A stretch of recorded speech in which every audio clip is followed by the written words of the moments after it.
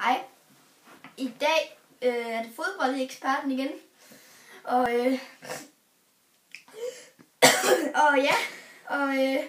Med jeres nye vært, Hans Christian, som jeg hedder. Jeg er ny her i studiet for ham den anden, som vi også havde. Men i dag så snakker vi snakker lidt, og vi skal snakke om AaB's mesterskaber i dag.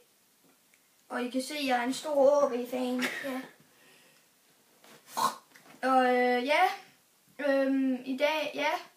Altså i 1928 var AaB med i et mesterskab, der hed Champions League, tror jeg.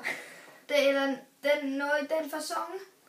Og efter mine beregninger, så vandt AaB over FC Barcelona. Og de havde selveste Cristiano Ronaldo på det tidspunkt.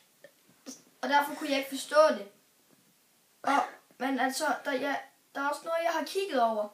Og den Pelé, hun lavede et sidesakse op i overliggeren. Og du røg om hjørnet i en 50 graders Mohamed aflevering.